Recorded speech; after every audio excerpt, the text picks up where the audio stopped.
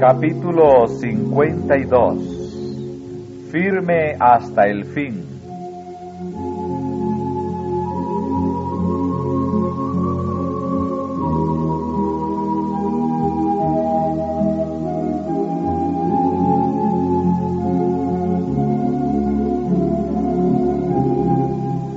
En la segunda carta de Pedro, a los que habían alcanzado la fe igualmente preciosa con él, el apóstol expone el plan divino para el desarrollo del carácter cristiano. Escribe: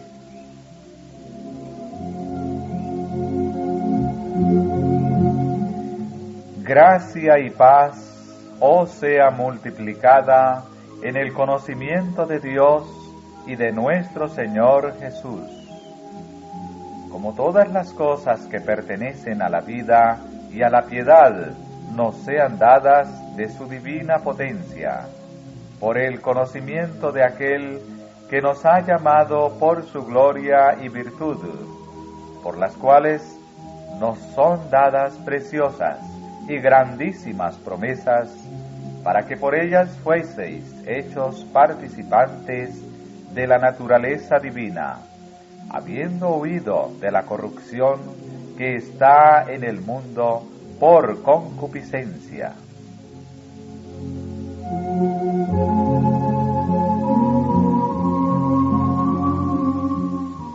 Vosotros también, poniendo toda diligencia por esto mismo, mostrad en vuestra fe virtud, y en la virtud ciencia, y en la ciencia templanza, y en la templanza paciencia, y en la paciencia temor de Dios, y en el temor de Dios amor fraternal, y en el amor fraternal caridad.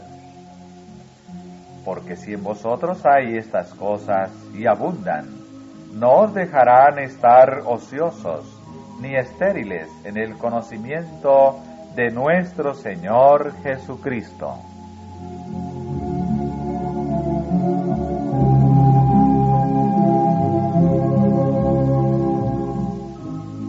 Estas palabras están llenas de instrucción y dan la nota tónica de la victoria. El apóstol presenta a los creyentes la escalera del progreso cristiano, en la cual cada peldaño representa un avance en el conocimiento de Dios, y en cuya ascensión no debe haber detenciones. Fe, virtud, ciencia, temperancia, paciencia, piedad, fraternidad y amor representan los peldaños de la escalera. Somos salvados subiendo escalón tras escalón, ascendiendo paso tras paso hasta el más alto ideal que Cristo tiene para nosotros. De esta manera, Él es hecho para nosotros sabiduría y justificación, santificación y redención.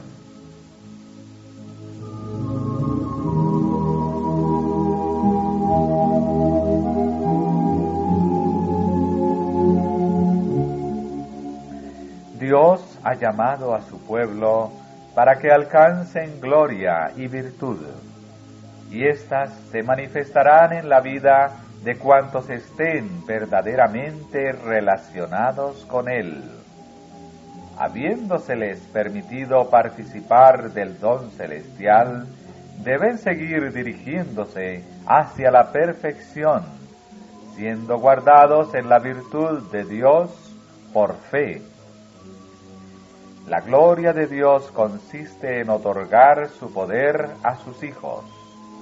Desea ver a los hombres alcanzar la más alta norma, y serán hechos perfectos en Él, cuando por fe echen mano del poder de Cristo, cuando recurran a sus infalibles promesas, reclamando su cumplimiento, cuando con una importunidad que no admita rechazamiento, busquen el poder del Espíritu Santo.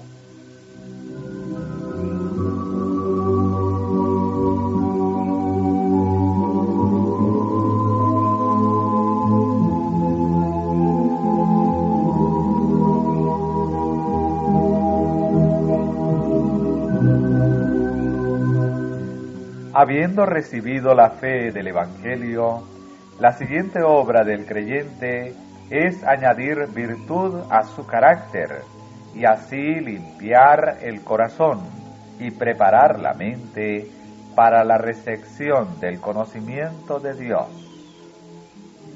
Este conocimiento es el fundamento de toda verdadera educación y de todo verdadero servicio.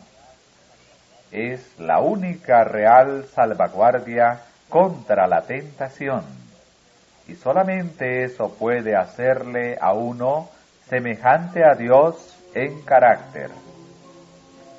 Por medio del conocimiento de Dios y de su Hijo Jesucristo, se imparten a los creyentes todas las cosas que pertenecen a la vida y a la piedad.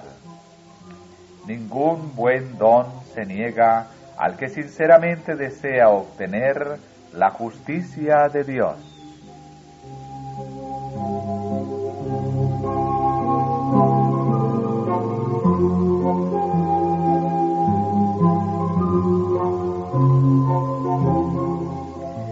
Esta empero es la vida eterna, dijo Cristo, que te conozcan el solo Dios verdadero y a Jesucristo, al cual has enviado. Y el profeta Jeremías declaró: no se alabe el sabio en su sabiduría, ni en su valentía se alabe el valiente, ni el rico se alabe en sus riquezas. Mas alábese en esto el que se hubiere de alabar, en entenderme y conocerme, que yo soy Jehová, que hago misericordia, juicio y justicia en la tierra. Porque estas cosas quiero, dice Jehová. Difícilmente puede la mente humana entender la anchura, profundidad y altura de las realizaciones espirituales del que obtiene este conocimiento.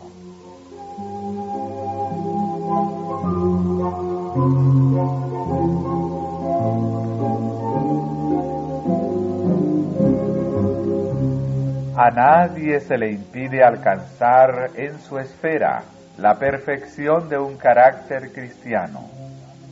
Por el sacrificio de Cristo se ha provisto para que los creyentes reciban todas las cosas que pertenecen a la vida y la piedad. Dios nos invita a que alcancemos la norma de perfección y pone como ejemplo delante de nosotros el carácter de Cristo. En su humanidad, perfeccionada por una vida de constante resistencia al mal, el Salvador mostró que cooperando con la divinidad, los seres humanos pueden alcanzar la perfección de carácter en esta vida. Esa es la seguridad que nos da Dios de que nosotros también podemos obtener una victoria completa.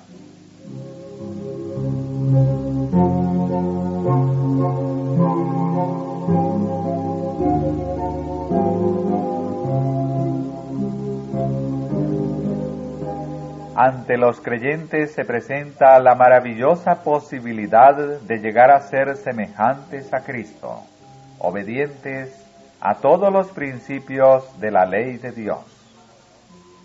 Pero por sí mismo el hombre es absolutamente incapaz de alcanzar esas condiciones. La santidad, que según la palabra de Dios debe poseer antes de poder ser salvo, es el resultado del trabajo de la gracia divina sobre el que se somete en obediencia a la disciplina y a las influencias refrenadoras del Espíritu de verdad. La obediencia del hombre puede ser hecha perfecta únicamente por el incienso de la justicia de Cristo, que llena con fragancia divina cada acto de acatamiento. La parte que le toca a cada cristiano es perseverar en la lucha por vencer cada falta. Constantemente debe orar al Salvador para que sane las dolencias de su alma enferma por el pecado. El hombre no tiene la sabiduría y la fuerza para vencer. Ellas vienen del Señor, y Él las confiere a los que en humillación y contrición buscan su ayuda.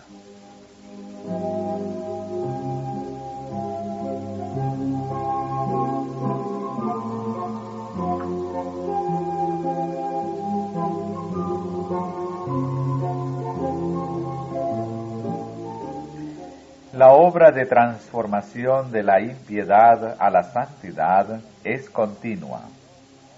Día tras día, Dios obra la santificación del hombre y éste debe cooperar con él, haciendo esfuerzos perseverantes a fin de cultivar hábitos correctos. Debe añadir gracia sobre gracia, y mientras el hombre trabaja según el plan de adición, Dios obra para él según el plan de multiplicación. Nuestro Salvador está siempre listo para oír y contestar la oración de un corazón contrito y multiplica para los fieles su gracia y paz. Gozosamente derrama sobre ellos las bendiciones que necesitan en sus luchas contra los males que los acosan.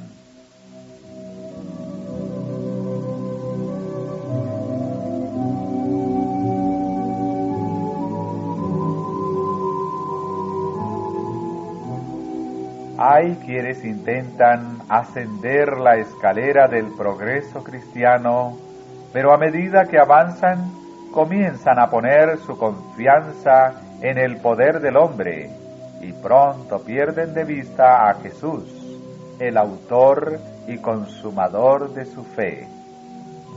El resultado es el fracaso, la pérdida de todo lo que se había ganado. Ciertamente es triste la condición de los que, habiéndose cansado en el camino, permiten al enemigo de las almas que les arrebate las virtudes cristianas que habían desarrollado en sus corazones y en sus vidas. Mas el que no tiene estas cosas, declara el apóstol, es ciego y tiene la vista muy corta, habiendo olvidado la purificación de sus antiguos pecados.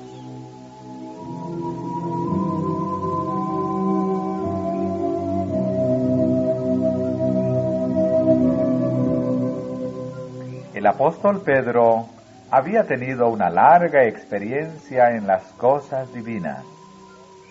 Su fe en el poder salvador de Dios se había fortalecido con los años, hasta probar, más allá de toda duda, que no hay posibilidad de fracasar para aquel que, avanzando por fe, asciende escalón tras escalón, siempre hacia arriba y hacia adelante, hasta el último peldaño de la escalera que llega a los mismos portales del cielo.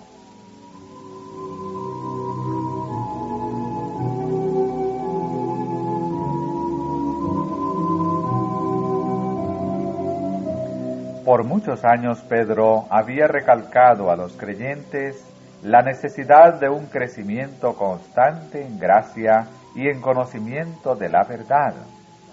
Y ahora, sabiendo que pronto iba a ser llamado a sufrir el martirio por su fe, llamó una vez más su atención al precioso privilegio que está al alcance de cada creyente.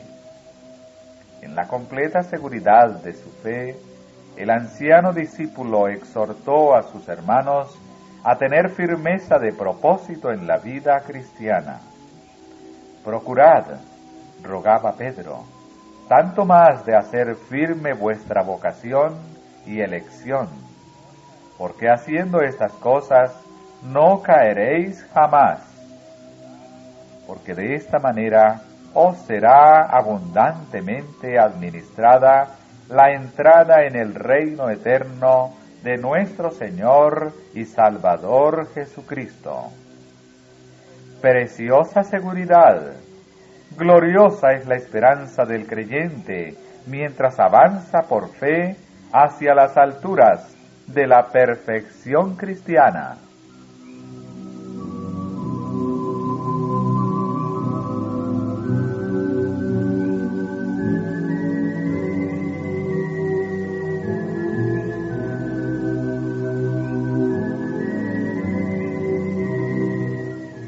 Yo no dejaré de amonestaros siempre de estas cosas, les decía, aunque vosotros las sepáis y estéis confirmados en la verdad presente.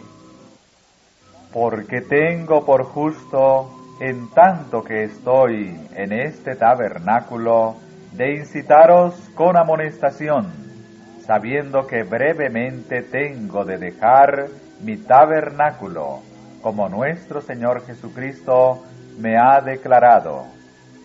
También yo procuraré con diligencia que después de mi fallecimiento vosotros podáis siempre tener memoria de estas cosas.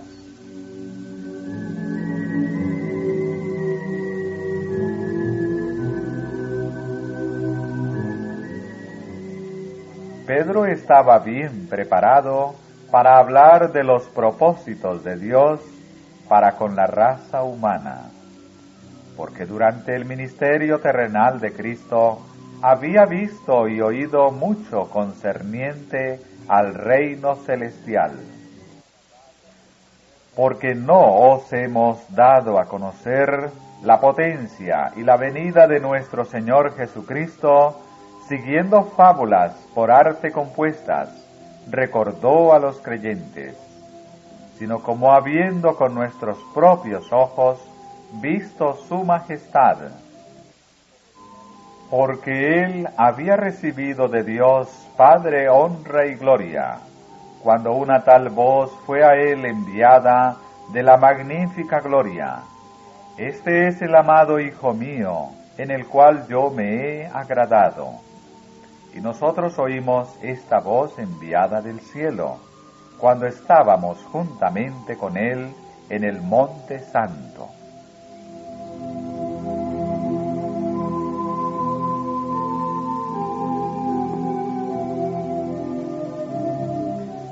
Por muy convincente que fuese esa evidencia de la certidumbre de la esperanza de los creyentes, había otra aún más convincente en el testimonio de la profecía, por medio de la cual la fe de todos puede ser confirmada y asegurada firmemente.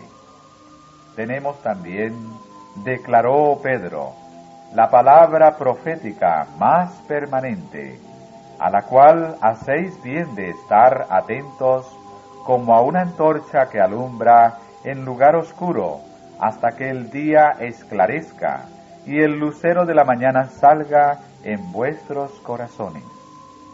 Entendiendo primero esto, que ninguna profecía de la Escritura es de particular interpretación, porque la profecía no fue en los tiempos pasados traída por voluntad humana, sino los santos hombres de Dios hablaron, siendo inspirados del Espíritu Santo.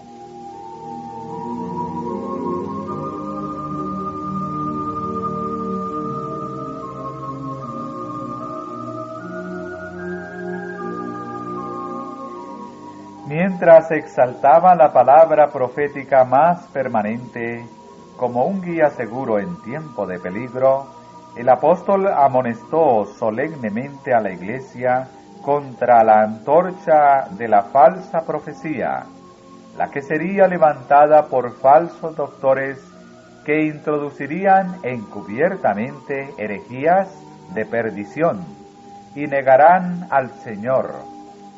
A esos falsos maestros, aparecidos en la Iglesia y considerados por muchos de los hermanos en la fe como verdaderos, el apóstol los compara a fuentes sin agua y nubes traídas de torbellino de viento, para los cuales está guardada la oscuridad de las tinieblas para siempre. Sus postrimerías, dice, les son hechas peores que los principios, porque mejor les hubiera sido no haber conocido el camino de la justicia que después de haberlo conocido, tornarse atrás del santo mandamiento que les fue dado.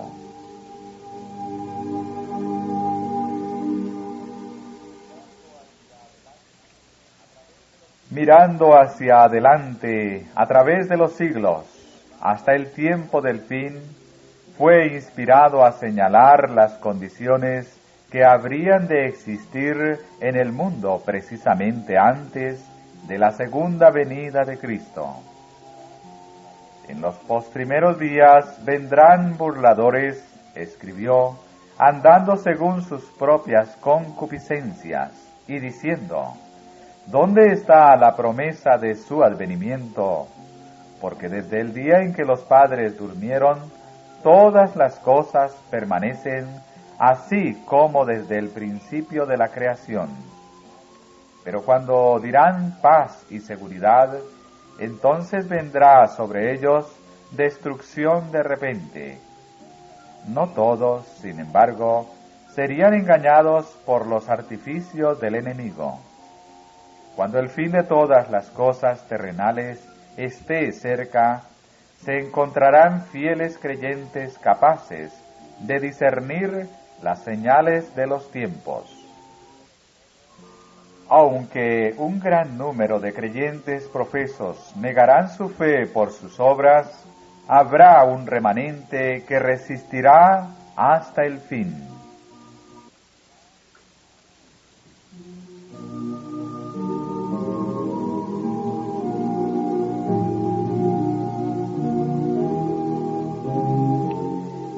Pedro guardaba viva en su corazón la esperanza del regreso de Cristo y aseguró a la Iglesia del infalible cumplimiento de la promesa del Salvador. Y si me fuere y os aparejare lugar, vendré otra vez y os tomaré a mí mismo. Para los atribulados y fieles, la venida de Cristo iba a parecer muy demorada, pero el apóstol les aseguró, el Señor no tarda su promesa, como algunos la tienen por tardanza, sino que es paciente para con nosotros, no queriendo que ninguno perezca, sino que todos procedan al arrepentimiento. Mas el día del Señor vendrá como ladrón en la noche, en el cual los cielos pasarán con grande estruendo, y los elementos ardiendo serán deshechos, y la tierra y las obras que en ella están serán quemadas.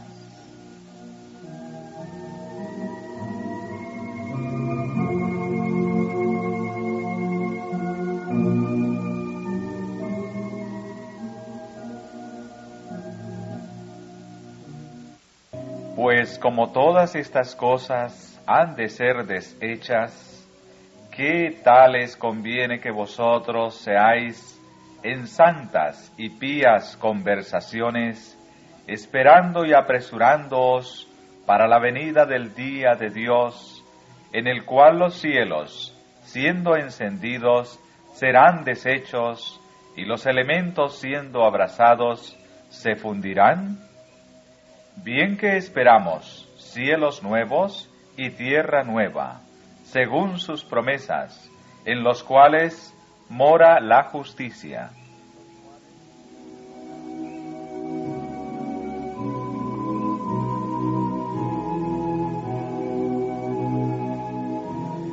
Por lo cual, oh amados, estando en esperanza de estas cosas, procurad con diligencia que seáis hallados de Él sin mácula y sin reprensión, en paz, y tened por salud la paciencia de nuestro Señor, como también nuestro amado hermano Pablo, según la sabiduría que le ha sido dada, os ha escrito también. Así que vosotros, oh amados, pues estáis amonestados, guardaos que por el error de los abominables no seáis juntamente extraviados, y caigáis de vuestra firmeza. Mas creced en la gracia y conocimiento de nuestro Señor y Salvador Jesucristo.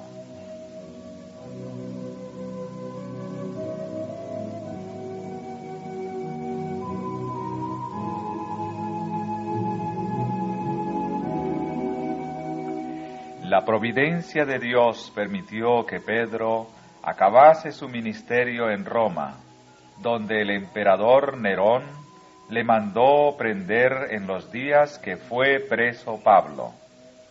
Así los dos veteranos apóstoles, durante tantos años separados, iban a dar su postrer testimonio por Cristo en la metrópoli del mundo, y derramar su sangre como semilla de una copiosa cosecha de santos y mártires.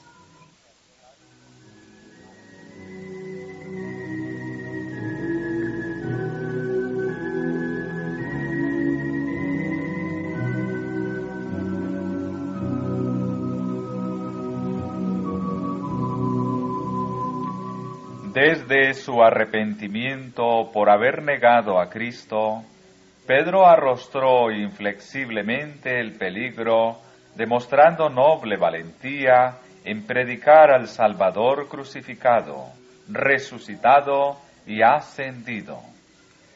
Mientras yacía en el calabozo, recordaba lo que Cristo le dijo: de cierto te digo, cuando eras más mozo te ceñías e ibas donde querías. Mas cuando ya fueres viejo, extenderás tus manos y te ceñirá otro, y te llevará a donde no quieras. De este modo, dio a entender Jesús a Pedro de qué género de muerte había de morir, y profetizó la extensión de sus manos sobre la cruz.